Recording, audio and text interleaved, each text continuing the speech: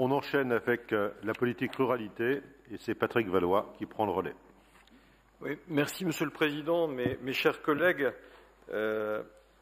Si on doit résumer cette présentation budgétaire en un mot, ce serait le mot de stabilité, mais cette stabilité cache un certain nombre de nouvelles orientations importantes pour cette politique ruralité du Nord. Je voudrais d'abord faire un rapide rappel de ce que nous dit la loi NOTRe en matière de politique agricole. D'abord, la compétence développement économique étant transférée à la région, nous avons signé, la région et le département, une convention de partenariat qui permettra au département de maintenir son aide à un certain nombre d'organismes à vocation agricole qui interviendront dans le domaine de l'approvisionnement local, du soutien à l'élevage, de la promotion de l'agriculture, de la diversification, etc. Par contre, les compétences d'aménagement foncier et des laboratoires départementaux d'analyse sont confirmées sous la responsabilité du département. Quelques mots maintenant de la part fonctionnement de cette politique ruralité. D'abord, justement, la part qui sera consacrée au développement de l'aménagement rural à travers un certain nombre de subventions marque le volontarisme du département du Nord avec 1,13 million d'euros, une subvention à la Chambre d'agriculture, etc., toute une série de subventions dans les domaines que j'ai cités plus haut. Et cette orientation prévoit également une présence du département au Salon de l'agriculture, qui sera comme vous l'avez précisé hier, Monsieur le Président, qui sera une présence forte et une présence également renouvelée.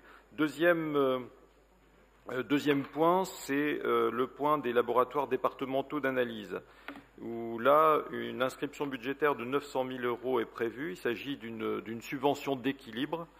Et cette subvention d'équilibre, on souhaite la voir se réduire au fil des années par le simple fait que nous avons entrepris une démarche de mutualisation entre les laboratoires départementaux du Pas-de-Calais, de la Somme et du Nord.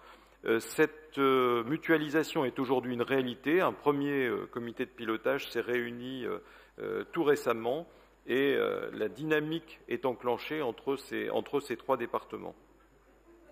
L'approvisionnement local. L'approvisionnement local, c'est un petit peu l'illustration d'une politique importante en plein développement. J'en veux pour preuve le nombre de collèges qui participent, qui est évalué aujourd'hui à 85 collèges. On part d'une vingtaine de collèges, on est aujourd'hui à 85 collèges.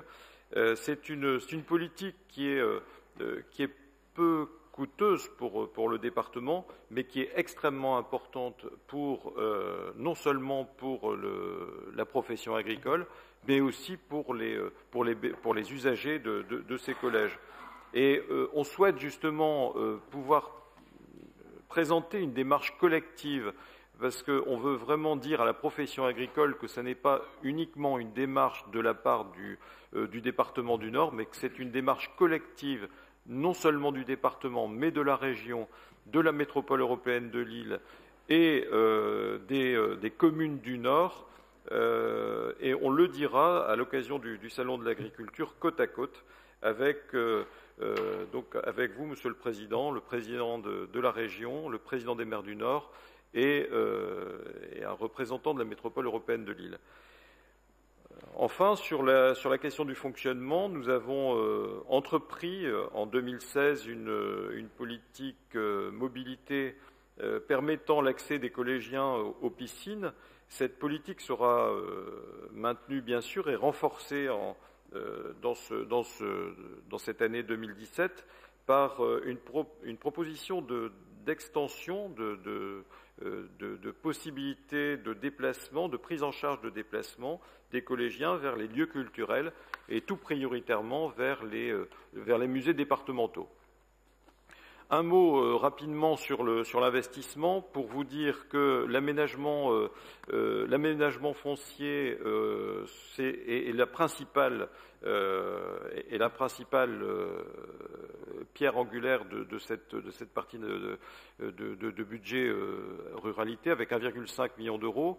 Une inquiétude sur cet aménagement foncier, une directive européenne qui prévoit l'interdiction de rompre des prairies sur la région Hauts-de-France uniquement, je tiens à le préciser, risque de retarder les démarches d'aménagement foncier sur le département.